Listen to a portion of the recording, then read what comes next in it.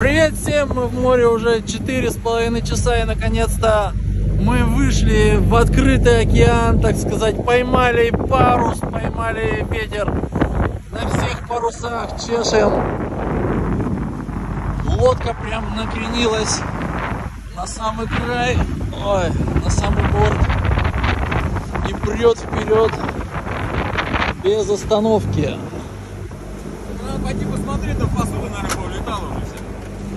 Смотрите, какие паруса натянутые. Идем в Сан-Франциско.